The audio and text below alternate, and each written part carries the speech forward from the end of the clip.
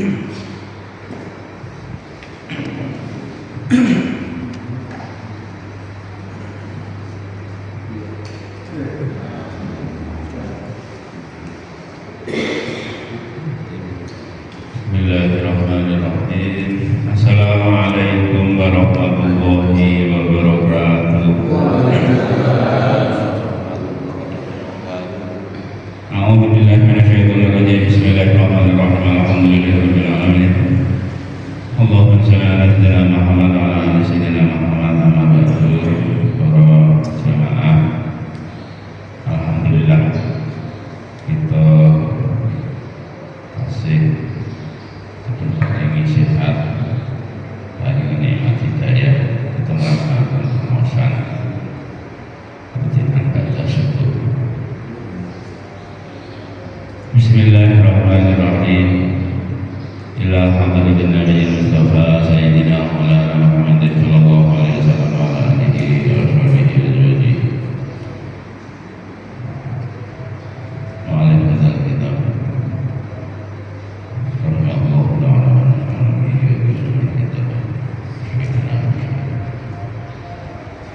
Al-Fatihah.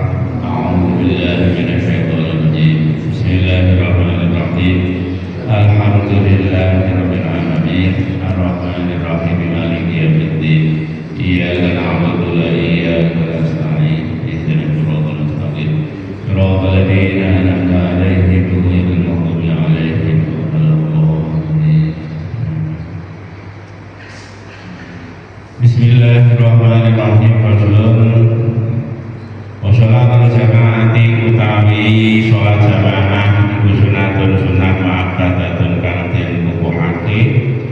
Wa alal makmumi lan iku ing atase makmum ayang iya utawi yen niat sapa makmum al-ihtimam dadi makmum dunal imam dudu imam.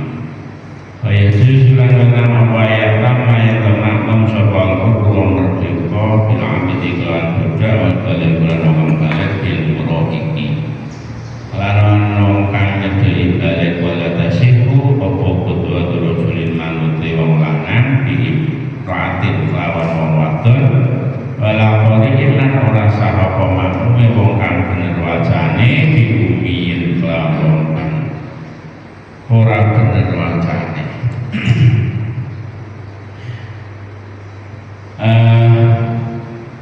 Kelanjutan dari bab sholat yang kemarin sudah kita bahas, sampun kita bahas, lanjutanipun sakmenika bab yang menjelaskan tentang sholat jamaah. Sholat jamaah itu hukumnya sunnah muakkad. Sholat wajib, hukum berjamaah di dalam sholat wajib adalah sunnah muakkad. Ada yang mengatakan wajib, madhab selain Syafi'i ada yang mengatakan wajib. Seluruh sholat jamaah ketika melakukan sholat tersebut yang jamaahnya itu hukumnya wajib hanya satu. Nomor itu sholat Jumat yang harus berjamaah di dalam sholat itu yang wajib hukumnya adalah hanya sholat Jumat. Selainnya sunnah muakkad semua. Ada beberapa sholat yang tidak dianjurkan sholat jamaah, sholat tahajud, sholat duha, walaupun tetap ada yang membolehkan. Jadi sholat sunnah itu ada yang boleh jamaah, ada yang sunnah muakkad jamaah, ada yang hanya sekedar boleh. Yang sunnah muakkad sholat jamaah di dalam sholat sunnah. Kalau taraweh, sholat hari raya, istisqa itu sunnah muakkad jamaah. Sholat raya yang tak betul apa boleh ya. Sholat istisqa, sholat meminta hujan. Sholat hajat boleh untuk jamaah, tahajud boleh untuk jamaah, qobliyah ba'diyah boleh untuk jamaah, boleh. Tapi yang dianjurkan yang sunnah muakkad adalah ketika di sini. Wal ma'mumi ayyanwiya al-imama dunal imami. Wajib bagi seorang makmum ketika sholat jamaah niat jadi makmum. Fardhus subhi rak'ataini makmuman lillahi ta'ala. Itu wajib hukumnya, niat menjadi makmum bagi seorang makmum. Bagi seorang imam sunnah. Jadi imam niat usolli fardhus subhi rak'ataini imaman itu sunnah. Jadi nek imam niat jadi imam yo sah salate, misalnya niat gak jadi imam usolli fardhus subhi rak'ataini lillahi ta'ala bisa. Sing wajib makmum.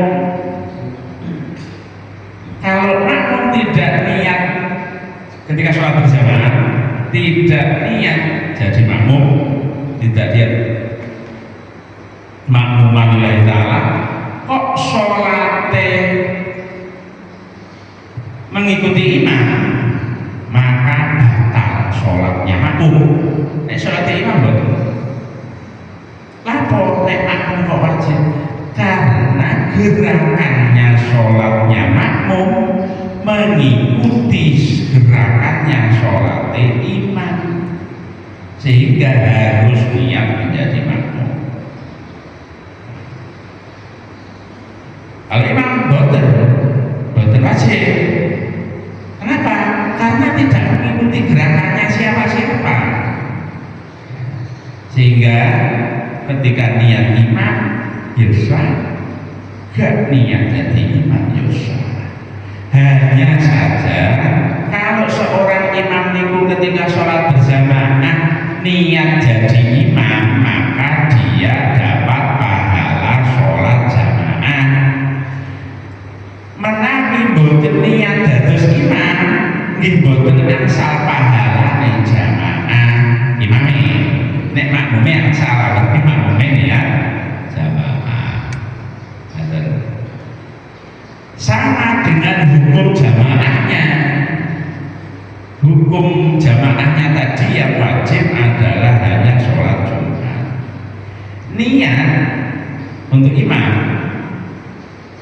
yang lain juga sunnah. Ketika sholat jamaahnya jadi imam, untuk sholat Jumat seorang imam harus niat jadi imam. Nek sholat jamaah yang lain sunnah. Jadi usolli fardhu isya'i arba'a raka'atin sudah berarti imaman sunnah. Tapi nek sholat Jumat usolli fardhu jum'ati raka'ataini imaman wajib.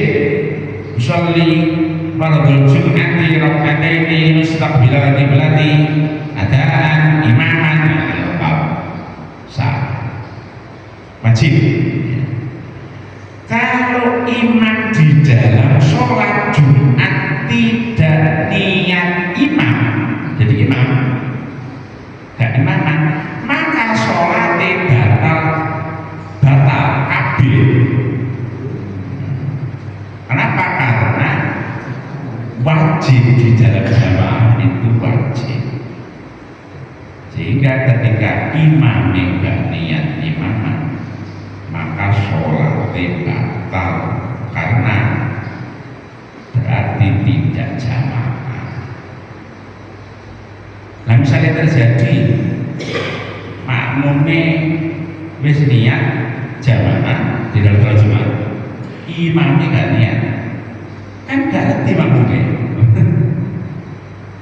ini pas dibanterno misalnya joli fardhu jum'ati rakaataini mustaqbilal qiblat imaman makmume joli fardhu jum'ati rakaataini lillahi ta'ala pas banter krungu makmume iso ngelekno tapi niatnya gak banter orang niatnya cuma di dalam hati kan gak ngerti makmume jadi pun orang yang makmumnya kan gak ngerti sholatnya makmum tetap batal, tetap sah imamnya yang batal dan menanggung zamanah semuanya makanya imam itu kudu imam itu tanggung jawab ini jenengnya imam, pemimpin, pemuka lah nek ngerti sholatnya batal diumumno ning jamaah monggo sholatnya dibaleni kura dereng niat sholat dereng niat imam itu tuh ada ngotot dosa isin kadang itu kan isin jadi nek sampai batal sholatnya kok gak ditawarkan kepada makmum di imam itu makmumnya salah makmumnya terus wonten salah satu hadis yang menceritakan pada satu saat ini betul tepat sholat subuh satu saat Kanjeng Nabi setelah jamaah sholat subuh selesai Kanjeng Nabi mengumumkan kepada sahabat atau jamaah yang hadir untuk sholat fardhu. Jangan dikira sholat fardhu itu tidak ada landasan hadis. Satu saat Kanjeng Nabi mewakilkan sahabat-sahabat, ayo baleni sholat mimi. Kenapa? Karena pakaian yang dikenakan oleh Kanjeng Nabi ada najisnya. Kanjeng Nabi tahu kalau pakaian ada najisnya itu setelah selesai dan setelah pulang dari jamaah, sehingga jamaah yang ikut sholat hari berikutnya diajak untuk mengulangi sholat. Kalau dulu bisa dipastikan masanya Kanjeng Nabi itu sahabat itu nek sholat jamaah dengan Kanjeng Nabi itu berebut, jadi hampir bisa dipastikan kecuali untuk yang sakit parah, sakit keseluruh budaya di jamaah itu karena ketika tidak berjamaah dengan Kanjeng Nabi itu sebuah kerugian yang besar, sehingga bisa dipastikan, hampir bisa dipastikan bahwa jamaah yang kemarin hari ini pasti akan jamaah lagi. Seandainya tidak pun, maka kewajiban seorang imam untuk mengingatkan bahwa sholatnya batal, sehingga semula itu sudah hilang. Itu syarat ketentuan aturan di dalam sholat jamaah yang pertama yang terkait dengan niat. Wa yajuzu ayyatama al-hurru bil ahdi, boleh untuk seorang merdeka makmum pada budak dulu ketika ada masih ada perbudakan ya. Sekarang kan benar budak beda dengan pembantu. Apalagi budak itu butuh dibayar. Misalnya kan namanya bukan budak, pembantu. Pembantu dapat budak itu tidak dapat bayar. Dituku pernah gawe tidak digaji jadi budak. Wal balighu bil murahib, seorang yang sudah balik atau dewasa makmum pada anak kecil murahib itu belum balik, sudah mendekati balik dan syaratnya tetap bacaannya sudah benar. Anak kecil bacaan Fatihahnya sudah benar, maka boleh untuk jadi imam. orang dewasa boleh mau pada anak kecil tersebut. Nah, yang sudah mendekati balik, usia balik, nanti kita singgung balik itu bisa usia, bisa tanda usia 9 tahun minimal untuk laki-laki. Tanda baliknya adalah ketika mimpi keluar mani, ketika perempuan mengalami haid, atau 15 tahun. Terus nek ibaratnya umur 10 tahun gitu. 10 tahun itu kelas gitu.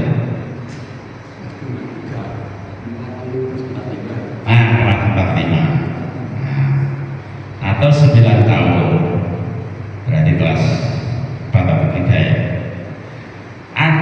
Kelas 3 SD misalnya, tapi bacaannya bagus, bacaannya benar, boleh menjadi imam. Makmumnya itu siapa? Nah, apalagi sudah balik. Wala tasyihu khutbatu rajulin bi imra'atin. Di dalam jamaah ketentuan untuk sahnya seorang imam adalah diantaranya jenis laki-laki tidak boleh dan tidak sah makmum pada perempuan. Jadi kalau perempuannya itu bacaannya bagus, bacaannya sangat fasih, laki-lakinya tidak bagus atau bahkan tidak bisa, tidak benar, maka tidak boleh makmum pada perempuan. Ada memang hadis yang meriwayatkan bahwa Ummu Salamah pada saat itu pernah mengimami sholat di keluarganya yang masih kecil. Secara laki-laki tidak boleh makmum pada perempuan.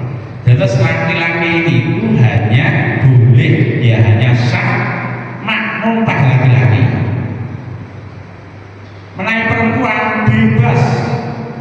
Seorang perempuan di dalam salat jamaah, imamnya siapapun sah, laki-laki sah, imamnya perempuan sah, imamnya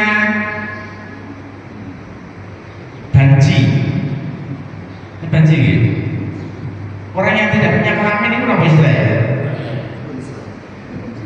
Menaik bahasa Arab itu damai, apalagi bahasa Arab itu istilahnya hanya satu, dua.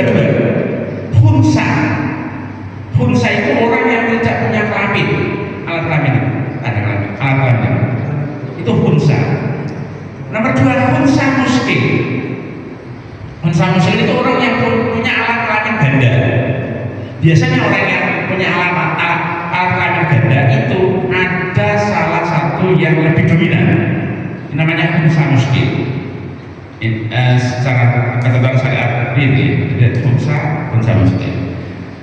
Untuk hunsa yang tidak punya kelamin ini, ketika nanti kok misalnya operasi kelamin ini dipasang kelamin haram. Untuk hunsa muskil, orang yang punya kelamin ganda, maka ketika nanti dia misalkan operasi untuk memilih salah satu dari keduanya yang lebih dominan, maka boleh. Ini pernah ada kasus yang boten tempat tiang Jawa Tengah, daerah Depok itu, boten Banyumas, daerah Depok. Ada seorang yang punya kelamin ganda yang ketika masa kecilnya itu berbaurnya dengan perempuan, tetapi setelah besar dewasa balik lah, sudah bisa balik, dia lebih cenderung ke laki-lakinya. Akhirnya dia operasi dan kemudian jenis alat kelaminnya yang difungsi adalah yang laki-laki. Hukumnya boleh operasi, tapi kalau yang tidak punya, apalagi misalnya perempuan terus operasi dibuat dari laki-laki atau sebaliknya, itu haram.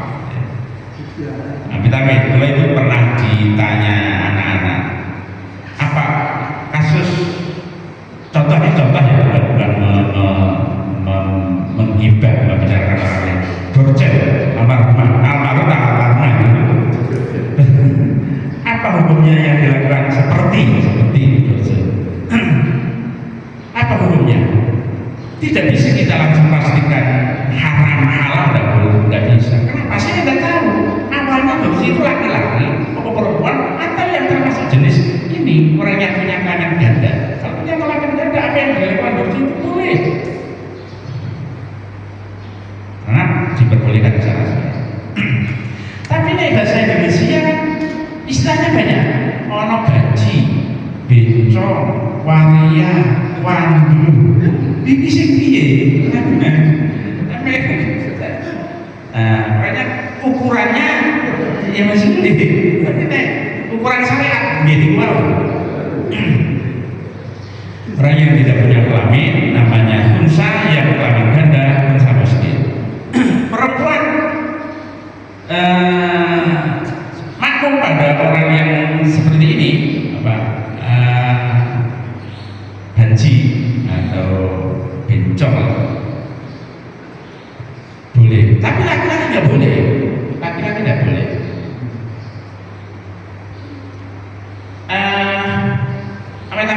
Laki-laki yang apa gitu? Gerakannya kayak perempuan itu misalnya apa nih? Buatan itu, nah ini usah.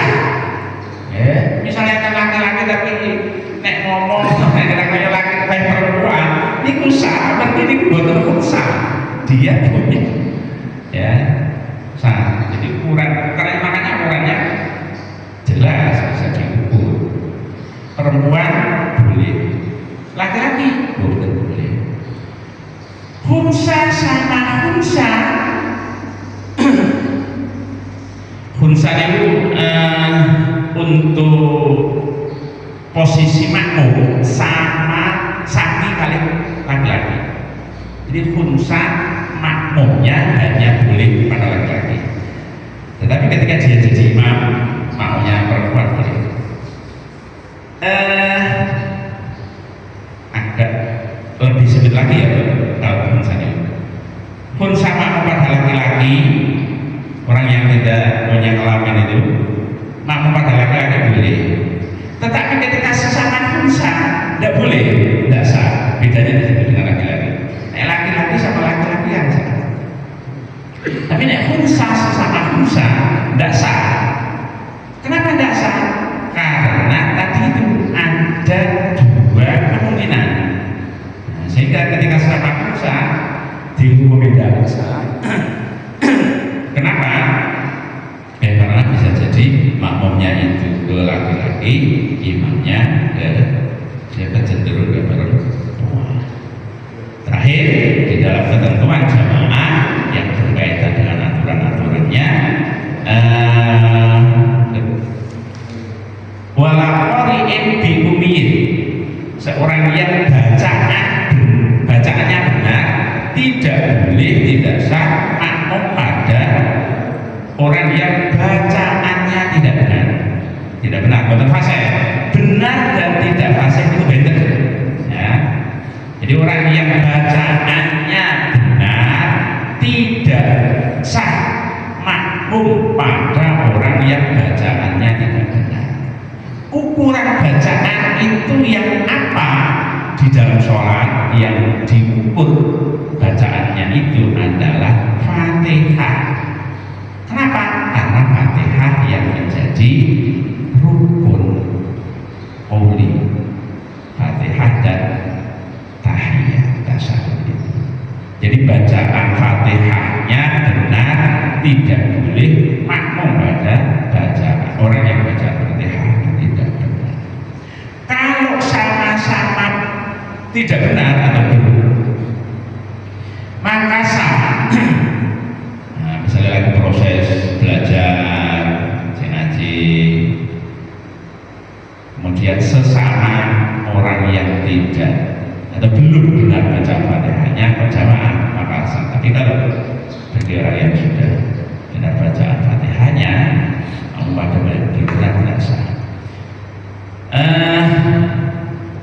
Ukuran benar dan tidak benar. Tapi kalau fasih itu antar orang itu benten. Pasti ada perbedaan. Ada orang yang mengatakan sering naik, ada yang ada yang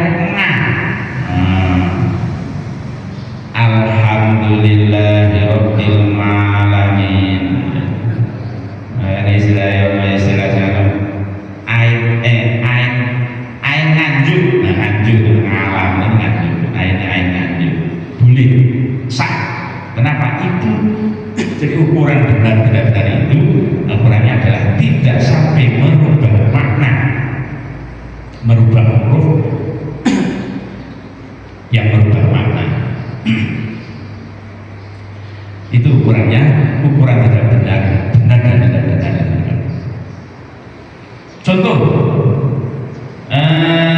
sin dibaca shin. Kenapa? Karena maknanya berubah. Bismillahirrahmanirrahim. Bismillah kalau pakai sin kecil itu dari kata ismun, maka artinya adalah nama. Bismillahirrahmanirrahim dengan menyebut nama Allah. Tapi kalau bismillah itu maknanya berubah. Sampun itu bismillah nanti nama maknanya berubah, bukan nama lagi dengan sampun itu bau dengan menyebut bau Allah. Jauh ya. Maka ukuran benar dan tidak benar adalah aturan selanjutnya dilanjut dengan posisi. Bagaimana jamaah yang besar, makmumnya ada di dalam masjid, misalnya imamnya ada di dalam masjid, makmumnya ada di luar, itu seperti apa ketentuannya? Apakah boleh misalnya ini wajah ini ditutup wabe, terus imam mriki jamaah di dua kita bahasa, apakah seperti apa? Pokok jendela ini nesa apa ndak? Ibu macam. Namun, menurut saya betul ya? Tapi ada pesan dari ibu menanyakan masalah foto di dalam perjalanan. Nanti kalau saya nanti tambah lagi nanti mungkin lebih banyak lagi. Tapi masalah perjalanan dalam foto bagaimana? Itu saja. Minggu depan nanti. Pertanyaan asal apa baik? Dalam perjalanan, caranya mengkodok cara mengkodok sholat perjalanan.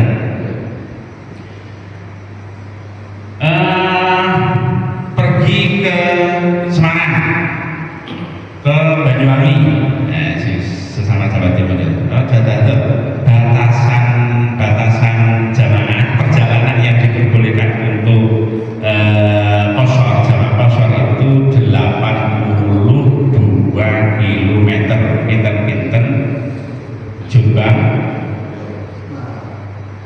Surabaya Wetan ya. Ini Surabaya Wetan.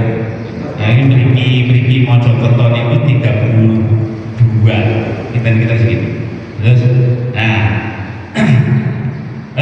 Jombang, Pasuruan, timurnya Surabaya gitu. Jadi paling mantep Jombang, datang Malang, datang Jember, Banyuwangi. Jarak perjalanan kita Jombang Banyuwangi itu adalah jarak yang boleh untuk dilakukan kosor, jamak kosor. Nah, kalau kodok di perjalanan yang sudah boleh untuk jamak kosor, maka kodoknya juga boleh di jamak kosor. Contohnya tadi, di dalam perjalanan seseorang tidak sempat ya karena alasan ya kondisi ya tidak sempat sholat zuhur ya. Dan zuhur itu kan sakit di jamak kalian asar ya. Tidak sholat asar, kemudian dia bisa sholat ketika pada saat sholat maghrib. Maka masih di dalam perjalanan, kodoknya masih di dalam perjalanan. Misalnya tidak ada Banyuwangi tadi, boten niat kosor, boten niat sama, pokoknya ketika nanti waktu